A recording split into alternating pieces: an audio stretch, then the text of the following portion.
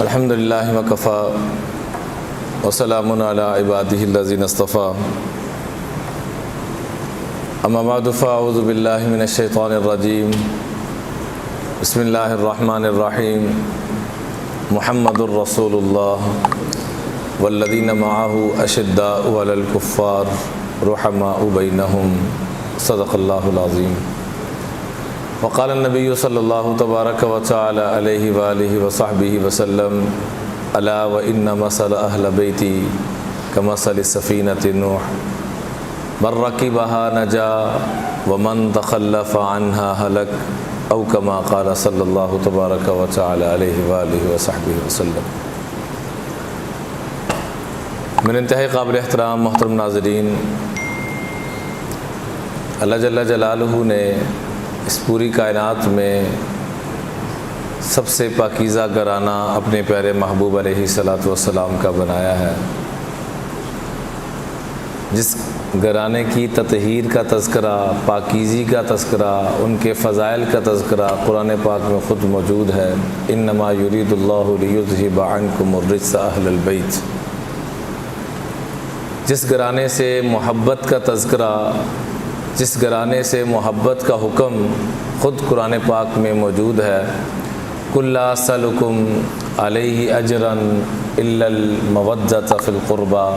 اے میرے محبوب، ہم آپ سے یہ حکم کرتے ہیں کہ آپ اپنی امت سے یہ بات کہیں کہ ہمیں تم سے کسی چیز کا مطالبہ نہیں چاہیے، ہم کسی چیز کا مطالبہ نہیں کرتے الا المودۃ فی القربى، سوائے اس چیز کے کہ میرے گھرانے سے دلی طور پر محبت کرنا، دلی طور پر پیار کرنا۔ صحابہ کرام خاص طور پہ حسنین کریمین کو بہت زیادہ پیار کیا کرتے تھے۔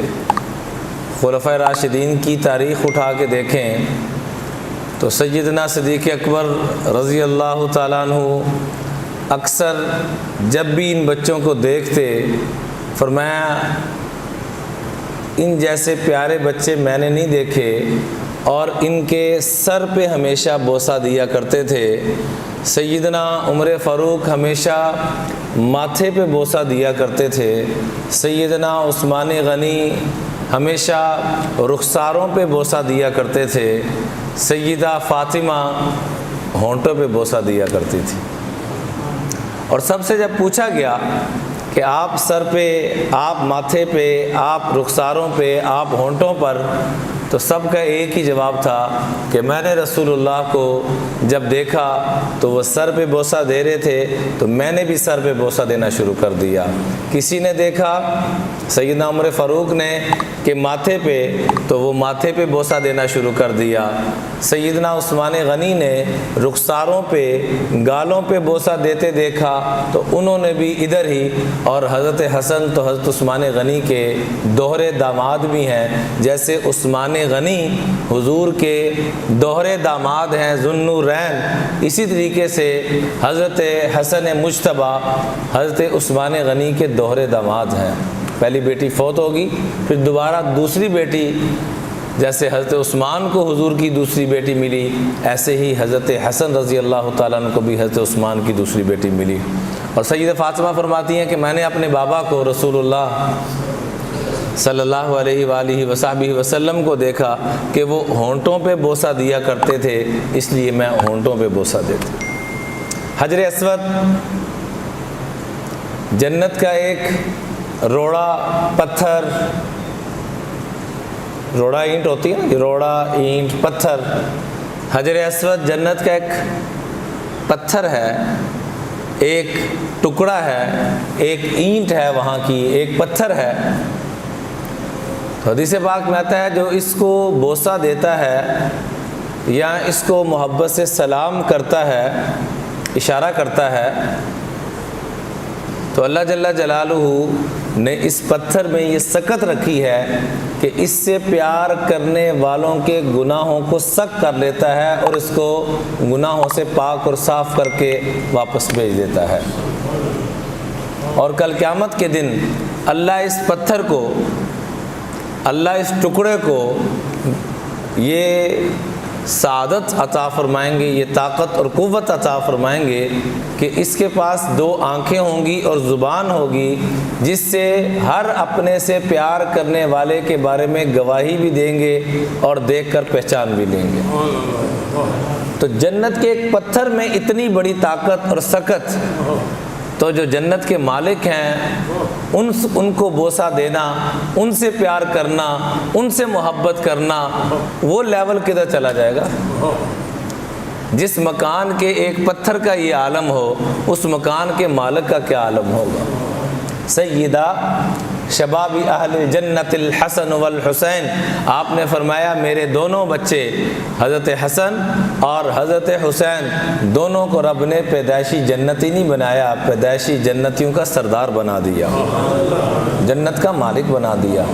تو جس جنت کے ایک پتھر کا یہ عالم ہے، اس جنت کے سرداروں کا کیا عالم ہوگا؟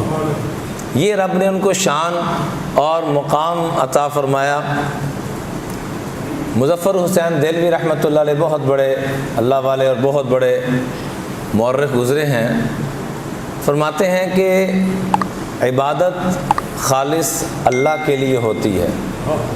عبادت خالص کس کے لیے ہوتی ہے جی؟ اللہ کے لیے ہوتی ہے۔ حسنین کریمین کی محبت کو بھی رب نے خالص عبادت قرار دے دیا، اور اس لیے فرمایا آقا علیہ الصلوۃ والسلام نے من احبنی و احب ہذین و اباہما و امہما کان معی فی الجنہ، جو مجھ سے محبت کرے، میرے ان دونوں شہزادوں سے محبت کرے، حسنین کریمین کی طرف اشارہ کر کے فرمایا، و اباہما، اور ان دونوں کے بابا حضرت علی سے اور ان کی ماما حضرت فاطمہ سے پیار کرے، دل سے پیار کرے، کان معی فی الجنہ، وہ جنت میں میرے ساتھ ہوگا۔ تو جیسے عبادت کا بدلہ اور نتیجہ اور خلاصہ کیا ہے؟ رب کی رضا اور جنت کا مل جانا، فرمایا ایسے ہی ان سے محبت اور پیار کرنا یہ اللہ کی رضا کا سبب اور جنت میں جانے کا سبب اور ذریعہ ہے۔ یہ رب نے ان کو مقام اور رتبہ عطا فرمایا۔ آپ کسی کے بچے کو پیار کریں نا،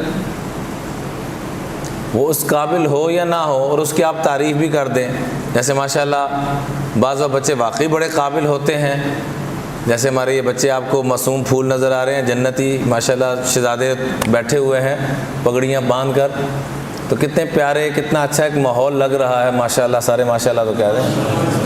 اللہ ہمارے بچوں کو بھی قبول فرمائے، نسلوں کے بچوں کو بھی قبول فرمائے، اور ان کو قرآن کے ساتھ جوڑے۔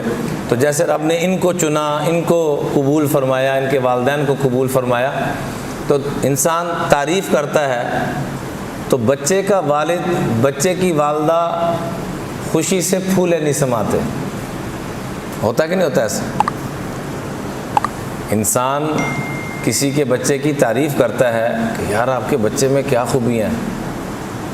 میرے ایک دوست تھے، وہ بڑے ہی مصروف انسان تھے، اب بھی مصروف ہیں، مصروفیت اور بھی بڑھ گئی ہے، چلے میں نام بھی لے لیتا ہوں۔ 1122 کے نا کمال شاہ صاحب اس وقت سیالکوٹ کے انچارج تھے، اب تو پورے ڈویژن کے انچارج ہیں، بڑی پرانی بات عرض کر دو۔ ان کا چھوٹا بچہ، ایک دفعہ حاجی کیمپ پہ ملاقات ہوئی، تو میں نے اس بچے سے تھوڑا سا پیار کیا، وہ پاس کو بچہ لے کے کوئی چیز کھڑا تھا، کوئی کولڈ ڈرنکس وغیرہ یا کچھ چیز ہے، میں نے اس بچے کو پکڑا دی، تھوڑا سا پیار دیا۔ میں بڑا ببر شیر ہے میرا پتر، ایسے تھوڑا سا جیسے بچوں کو بندہ پیار کرتا ہے۔ وہ جناب حالانکہ 1122 کے انچارج، آپ سمجھ سکتے ہیں کہ پورے ضلع کی ایمرجنسیاں ان کے ذمے، جہاں ہم بعد میں پہنچتے ہیں پہلے وہ پہنچتے ہیں۔ اس بچے سے تھوڑا سا پیار کیا، وہ اپنے باپ کو مجبور کرتا تھا کہ جی فلاں جگہ مولانا صاحب کا بیان ہے، جمعے میں بیان ہے، کتنے سال اپنے باپ کو لے کے آتا رہا۔ وہ جب بچہ آگے کالج وغیرہ میں چلا گیا، خیر وہ چیز نہ رہی، لیکن ایک بات بتا رہا ہوں کہ بچے سے جب پیار کیا جاتا ہے تو وہ ماں باپ بھی اس سے پیار کرنا شروع کر دیتے ہیں۔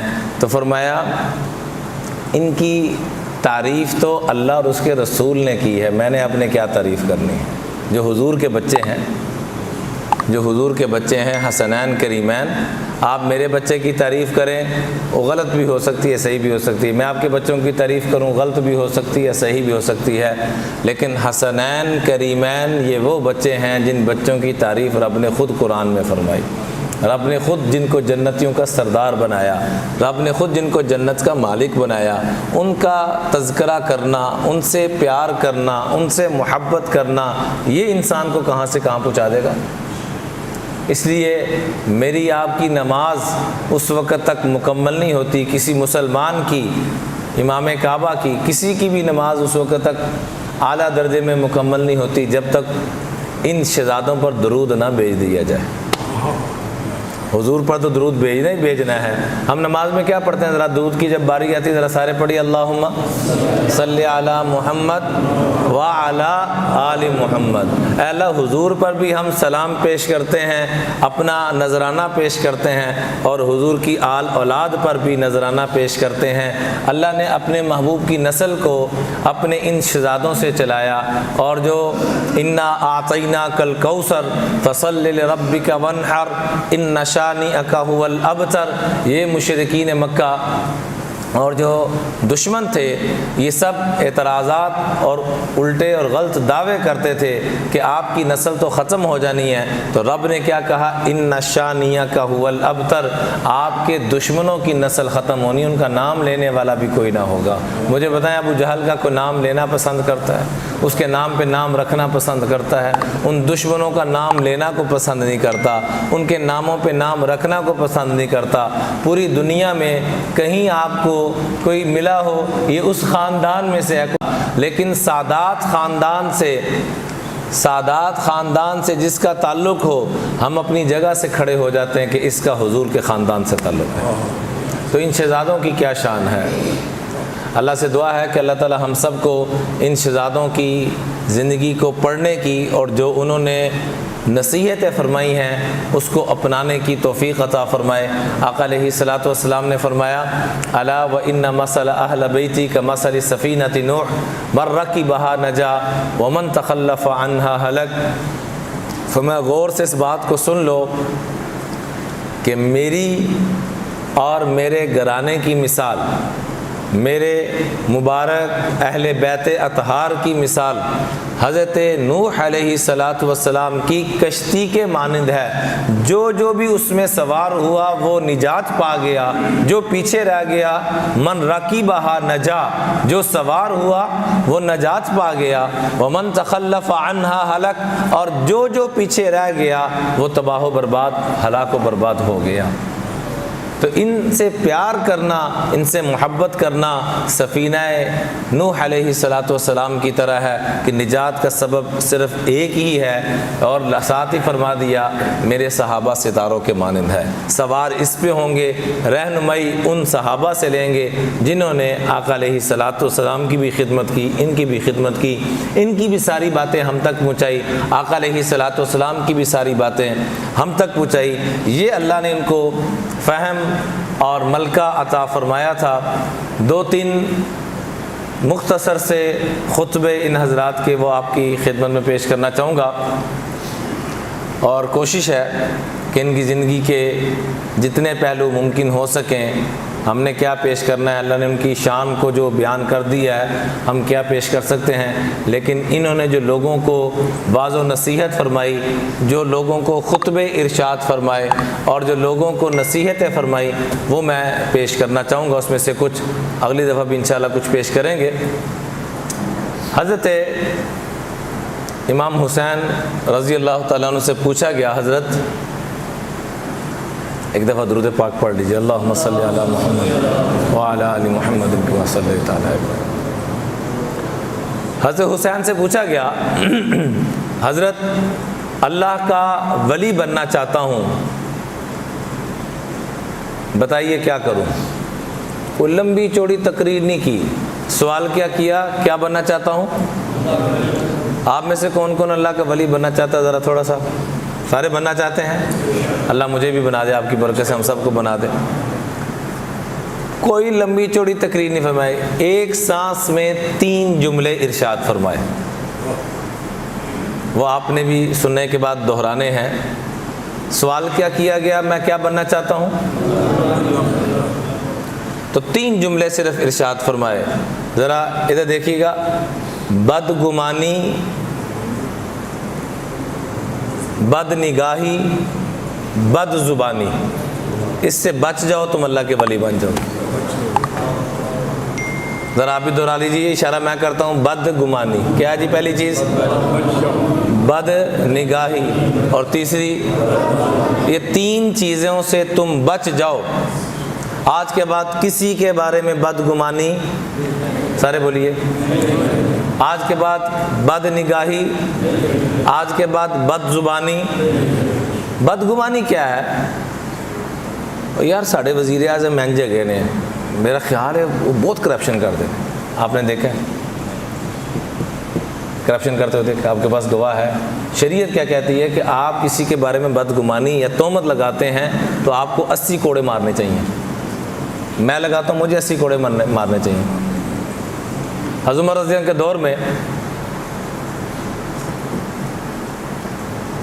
4 گواہ، کوئی انسان اللہ کی نافرمانی کرتا ہے، بے حیائی کا کوئی ارتکاب کرتا ہے، بے حیائی کی انتہا پہ چلا جاتا ہے، زنا کر لیتا ہے، تو 2 طریقے ہیں سزا دینے کے، یا تو وہ خود آ کے اقرار جرم کرے کہ مجھ سے یہ غلطی ہو گئی ہے، مجھے سنسار کیا جائے، شادی شدہ تو سنسار ہوگا، کوارا ہے تو اس کو 100 کوڑے پڑیں گے، اور 100 کوڑے پڑنے کے بعد بظاہر بندہ زندہ رہنے کے قابل نہیں رہتا، یعنی اتنا بڑا یہ گناہ ہے کہ زندہ رہنے کے قابل نہیں۔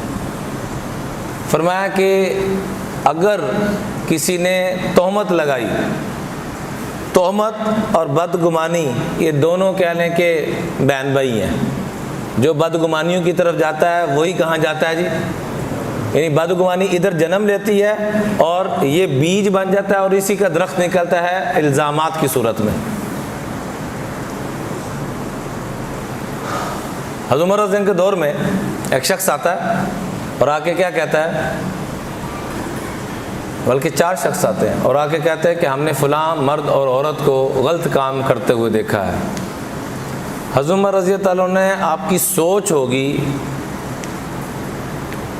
چونکہ اتنا بڑا فیصلہ کرنا ہے، اب یہاں چونکہ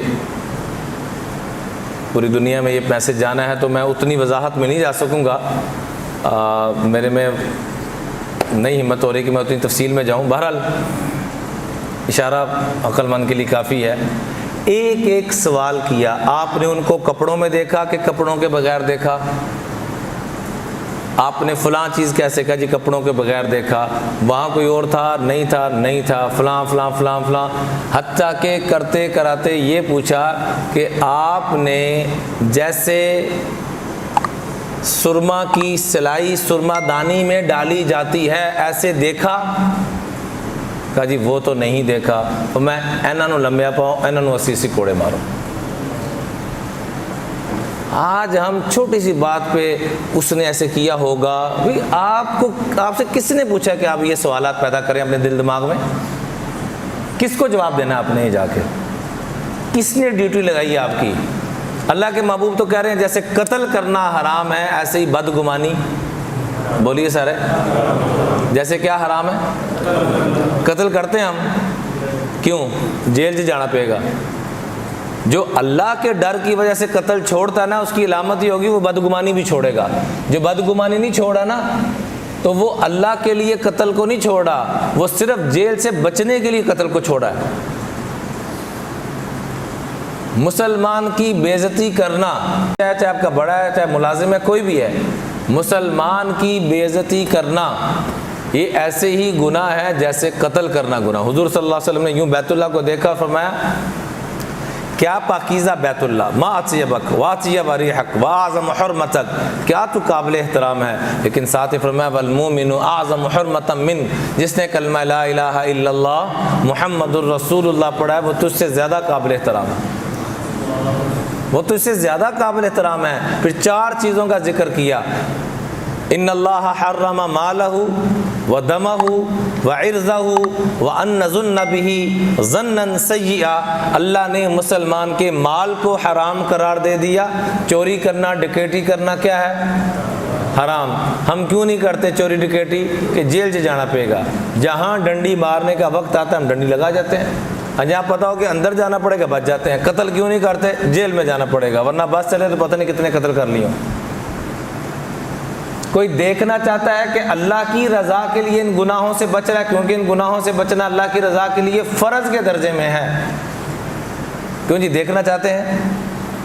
چوری ڈکیٹی اور قتل و غارت سے میں اللہ کے لیے بچ رہا ہوں، تو وہ اگلی دو چیزیں دیکھ لے. اگر ان دو چیزوں سے بچ رہا ہے تو یہ اللہ کے لیے بچ رہا ہے، ورنہ یہ لوگوں کے ڈر کی وجہ سے، جیل سے بچنے کے لیے. تو جیل سے بچنے کے لیے ڈرے گا تو یہ ڈرنا نہ ڈرنا برابری ہے، اس پہ کوئی ثواب نہیں ہے. وہ دو چیزیں کیا ہیں؟ کسی کی بے عزتی کرنا اور کسی کے بارے میں بدگمانی کرنا. تو حضرت حسین نے مختصراً تین چیزوں کو بیان فرمایا اور ولایت کا معیار مقرر فرما دیا. فرمایا ولی بننا چاہتے ہو؟ کون کون اللہ کا ولی بننا چاہتے ہیں؟ ہم اللہ کا ولی بننا چاہتا ہوں، میں مروں اس حال میں کہ اللہ کا ولی. تو ان سے بڑھ کر کوئی ڈگری ایشو کر سکتا ہے؟ کیا ڈگری ایشو کی؟ تین چیزوں سے اپنے آپ کو بچا لو، تم اللہ کے ولی بن جاؤ گے. سب سے پہلی چیز کیا جی؟ ذرا آپ بولیے، سارے بولیے.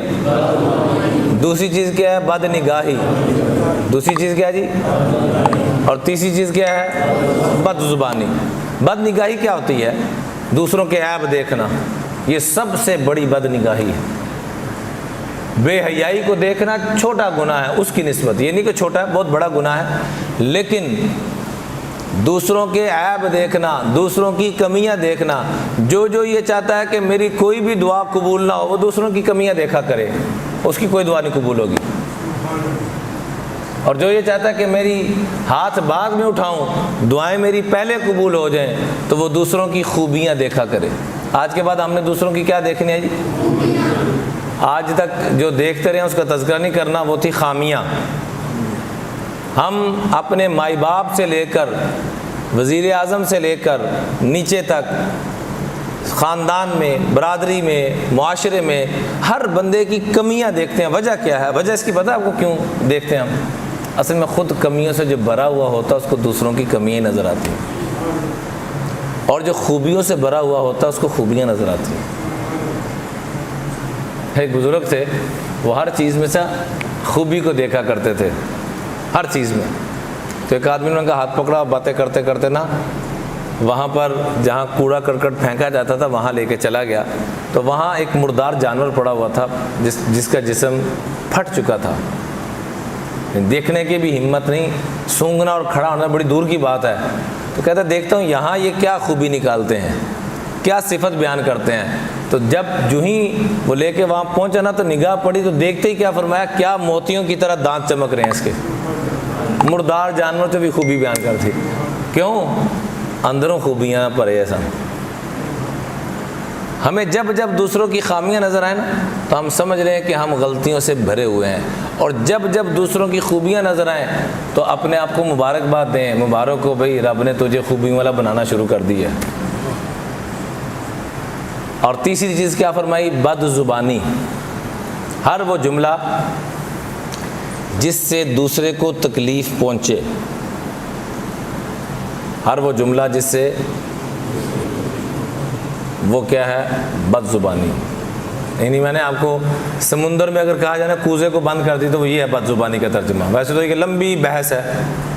ہر وہ جملہ، حتیٰ کہ ہم ایک جملہ بولتے ہیں میں بڑا کھرا آدمی ہاں، میں بڑا سچا آدمی ہاں. سنا کبھی جملہ کہ نہیں؟ بولو تو صحیح یار. کو سنیا نہیں، سنایا بھی بڑی آ رہی ہے. کیا جملہ ہے جی؟ میں بڑا کھڑا آدمی. اچھا جی، کوئی آسمانہ تو کوئی سرٹیفکیٹ ہے تسی بڑے کھڑے ہو گئے ہو، ماشاءاللہ کھڑے ہو گئے ہو تو بڑے صفات والے تو سچے ہو گئے ہو. کوئی آسمانوں سے کوئی سرٹیفکیٹ آیا؟ کیوں جی، ہے کوئی ہمارے پاس؟ اور جن کے پاس سرٹیفکیٹ تھے، حضرت عمر رضی اللہ عنہ کا آخری وقت آ رہا ہے تو حضرت حذیفہ کو بلا کے کیا کہتے ہیں کہ اللہ کے محبوب نے آپ کو منافقین کے نام بتائے، میں یہ نہیں پوچھتا ہوں کون کون ہیں، بس اتنا بتا دیں کہ میرا نام تو نہیں اس میں ہے تو وہ بھی بتا دیں.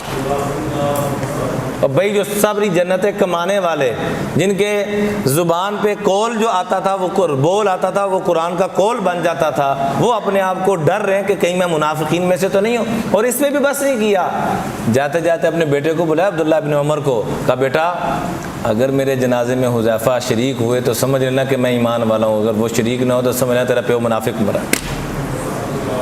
جن کے بارے میں اللہ کے محبوب کہہ رہے ہیں میرے بعد نبی ہوتے تو کون ہوتے؟ لو کان نبی بعدی لکان عمر. سارے صحابہ مرید رسول ہیں، یہ مراد رسول ہیں. میرے عزیزو سب کچھ کرنے والے تو یہ سمجھ رہے ہیں، اور ہم کہاں کھڑے ہیں، کہاں سٹینڈ کر رہے ہیں اور کیا کر رہے ہیں. اللہ کا واسطہ ہے، اللہ کا واسطہ ہے کہ بد زبانی سے بھی ہم نے بچنا ہے. اور بد زبانی کیا ہے؟ یعنی جن کو اللہ کے محبوب کہہ رہے ہیں عمر میں تیرا جنت میں گھر دیکھ کے آ گیا ہوں، وہ بدگمانی کر رہے ہیں، لیکن کس کے لیے کر رہے ہیں؟ بولیے. اپنے لیے کر رہے ہیں. اور ہم بدگمانی کس لیے کرتے ہیں؟ بد زبانی کس کے لیے کرتے ہیں؟ زبان سے کیا بولتے ہیں؟ میں بڑا کھرا آدمی ہاں، میں بڑا سچا آدمی ہاں، میں سچی گل کہنا پائیں کسی نوں. بولو تو صحیح. یہ کہاں سے ہم نے سچ کا پیمانہ پڑھ لیا ہے یا سیکھ لیا؟ یہ شیطان کی طرف سے جملہ ہے میرے پیارو. حضور سے بڑھ کر کائنات میں کوئی سچا ہو سکتا ہے جن کی تعریف دشمن بھی کر رہے ہیں؟ حضور کو مانا یا نہیں مانا، لیکن یہ ضرور مانا کہ آپ صادق بھی ہیں. اور آپ مجھے ایک سچ بتا دیں اللہ کے محبوب کی زندگی کا جس سے دوسروں کو تکلیف پہنچی ہو. ہم کون سا سچ بول رہے ہیں؟ ہم سچ کا سہارا لے کر، سچ کا بہانہ بنا کر دوسرے کے اوپر اپنی بڑھاس نکالنے کے لیے سچ کا سہارا لیتے ہیں اور اگلے کو بے عزت کر دیتے ہیں اور سمجھ کہہ رہے ہیں کہ ہم سچ بول رہے ہیں. اور بھائی یہ تو جھوٹ سے بھی بڑا گناہ ہے. جھوٹے پہ اللہ کی لعنت کیوں ہے؟ کہ جھوٹے سے دوسروں کو کیا پہنچتی ہے؟ تو جس سچ سے تکلیف پہنچے، یہ تو ڈبل گناہ ہے. جھوٹ بولنے والے کو کم از کم احساس تو ہے میں جھوٹ بول رہا ہوں، اور یہ حضرت صاحب پٹھا کام بھی کر رہے ہیں اور ایسا احساس بھی نہیں ہے، تو کیسے کام چلے گا؟ تو 3 چیزوں سے ہم نے اپنے آپ کو بچانا ہے. ذرا دوبارہ سبق دہرا دیجئے. ان کے خطبے بڑے مختصر ملتے ہیں. یقین کریں اللہ کے محبوب کا خطبہ حجۃ الوداع کتنی دیر کا ہے؟ 10 منٹ کا. کتنی دیر کا؟ ساڑھا جمعے کا خطبہ 40 منٹ کا ہوتا ہے. تو نہ پلے کہن والے تو میرے ہاتھ پہ ہے، تو نہ سننے والے. تو تسی تو خیر نیک آدمی ہو ماشاء اللہ. عموماً میں بات کر رہا ہوں کہ کہنے والا میری طرح کا ہو، سننے والا میری طرح کا ہو. ادھر سے سنتا ہے ادھر سے نکال کے. وہاں 10 منٹ کا خطبہ اور 1.25 لاکھ صحابہ بیٹھے ہوئے ہیں. بات لمبی نہیں، بات مختصر، لیکن جو کہہ دیا وہ کرنا ہے. تو آج ہم بھی نیت کریں کہ 3 چیزیں ہم نے اللہ کا ولی مرنے سے پہلے بننا ہے. بولیے انشاءاللہ.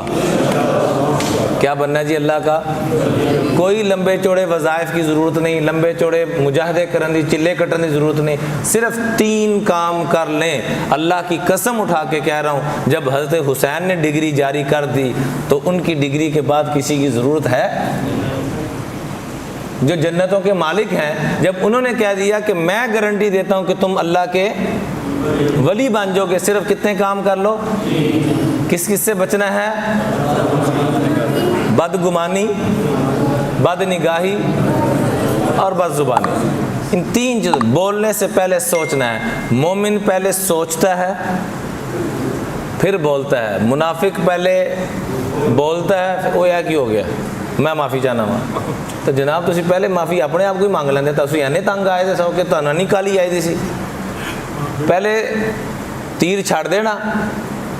آپ کو نہیں پتا کہ آپ نے جو تیر چلایا ہے، آپ نے اپنی بھڑاس نکال لی، اس کے دل کی کتنی گہرائی کے اندر وہ تیر جا کے لگا کہ بعض وقت ساری زندگی اس کا اثر ختم نہیں ہوتا. جس کو فاطمہ فرماتی ہیں جراحات السنان لہت یام ولا یلتام ما جرح اللسان.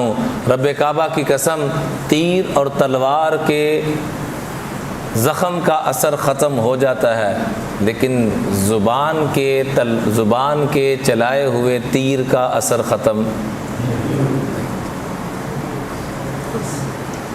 تو آج سے کون کون بھائی نیت کرتے ہیں کہ ہم نے مرنے سے پہلے کس کا ولی بننا ہے جی؟ ذرا منہ بھر کے بولیے. اور اس کے لیے حضرت امام حسین نے 3 چیزوں کا حکم دیا ہے. کس کس سے بچنا ہے جی؟ بدگمانی. آج کے بعد کسی بیوی کے بارے میں بدگمانی کر رہے ہیں. لا حول ولا قوت الا باللہ. آج مجھے ایک فیملی کا فون ہے، طلاق تک معاملہ پہنچا ہوا. دونوں سے بات ہوئی، میاں سے بھی بیوی سے بھی. تو بیچ میں نکلا کیا کہ خامن اپنی بیوی پہ بدگمانی کر رہا ہے. اینو پتہ نہیں کدے کدے فون آندے نے. اینو پتہ نہیں کدے کدے میسج آندے نے. میں نے کہا آپ نے کوئی میسج پڑھا نہیں؟ پڑھا تو نہیں. میں نے آپ نے کوئی کال سنی تو نہیں. میں نے کہا آپ کو کس نے مشورہ دیا ہے کہ آپ فون لا کے دیں؟ اگر فون لا کے دے بھی دیا ہے تو کوئی حرج والی بات نہیں ہے. اب اچھا گمان رکھیں. کیا آپ پاکیزہ ہیں؟ آپ جنت سے اتر کے آئے ہوئے، آپ کے پاس سارے سرٹیفکیٹ موجود ہیں کہ آپ بالکل ٹھیک چل رہے ہیں؟ مرد غلطی کرے تو غلطی نہیں، عورت اتنی سی غلطی کرے تو ساتھ ہی طلاق کی دھمکیاں. انا للہ و انا. رب جیسے آپ ان سے رشتہ توڑتے ہیں اور اس طرح کی غلط جملے کستے ہیں، آپ اتنا ہی رب کی رحمتوں سے دور ہونا شروع ہو جاتے ہیں، چاہے آپ ساری رات تہجد پڑھنے والے کیوں نہ ہوں. اللہ کا واسطہ ہے بدگمانی سے بچیں. اینج کیتا ہوئے گا، نہیں تو کدھر نہیں جانا، ہے نہیں ہونا، وہ نہیں ہونا.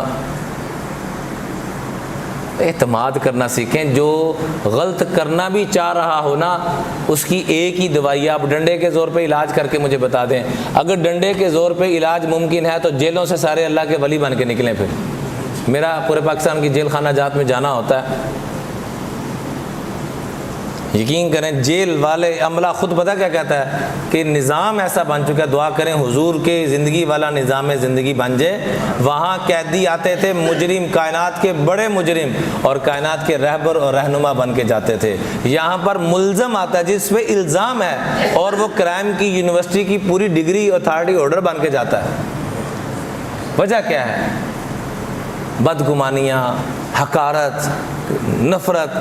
جیل میں کیوں گیا کوئی سوچنے کے لیے تیار نہیں. جیل کے اندر موجود ہے، اس کے گھر کے کیا حالات چل رہے ہیں، میٹر چل رہا ہے کہ کٹ چکا ہے. الحمدللہ ثم الحمدللہ سینکڑوں گھروں کے اللہ نے توفیق دی میٹر کٹنے سے بچانے کے لیے. اللہ نے توفیق عطا فرمائی. ان کی جوان بیوی گھر میں موجود، بوڑھی والدہ موجود، معصوم بچے موجود. ان کو کوئی دیکھنے کے لیے تیار نہیں. ہم صرف دنیا میں نفرت کرنے کے لیے آئے؟ بولے تو صحیح. ہم نفرت کرنے کے لیے آئے کہ پیار کرنے کے لیے آئے؟ ہمارے آقا نے پوری امت کے ساتھ کیا کیا؟ ہمیشہ. ان کی اولاد نے ساری امت کے ساتھ کیا کیا؟ ہمیشہ پیار کیا ہے. تو ہمیں بھی پیار جیل میں کو چلا گیا ہمارے کاغذوں میں کائنات کا سب سے بڑا مجرم. یہ نہیں دیکھیں گے کیوں گیا، کیسے گیا. وہ شیب ابی طالب سے بڑھ کے بھی کوئی جیل ہو سکتی ہے؟ میرا سوال ہے آپ سے. بڑی جیلوں کا آپ تاریخ اٹھا کے دیکھیں، اللہ کی قسم شیب ابی طالب سے بڑھ کر آپ کو کوئی جیل نظر نہیں آئے گی. جہاں پانی کو بھی ترسا جا رہا ہے، اونٹ ذبح کر کے اونٹ کی اوجڑی میں جو پانی ہے وہ بچوں کو پلایا جا رہا ہے. اس سے بڑھ کے کیا مشقت ہونی؟ مجھے بتائیں تو صحیح. کئی دن کچھ کھانے پینے کو نہیں ہے. 3 سال یوں گزارے ہیں. تو جیل میں تو اللہ کے محبوب بھی شیب ابی طالب سے بڑھ کے کون سی جیل. حضرت یوسف علیہ السلام کتنے سال جیل میں رہے جی؟ کتنے؟ چلو کوئی 10 کے آندے، کوئی 14 کے آندے، بہرحال کافی سال جیل میں رہے. تو کیا وہ برے بن کے؟ نعوذ باللہ. جیل میں جانا کوئی بری بات نہیں، البتہ ہم ان کی برائی اپنے دل دماغ میں لائیں یہ بری بات ہے. ہم ان کے گھر والوں کی فکر نہ کریں یہ بری بات ہے. وہ باہر آ جاتا ہے اس کو کوئی رکھنے کے لیے تیار نہیں، یہ اس سے بھی بری بات ہے. کوئی دوبارہ کرپشن پہ آئے گا اور پھر اندر جائے گا. اللہ سے دعا ہے کہ اللہ تعالی ہم سب کو سمجھ نصیب فرمائے، فہم نصیب فرمائے. وآخر دعوانا الحمدللہ رب العالمین.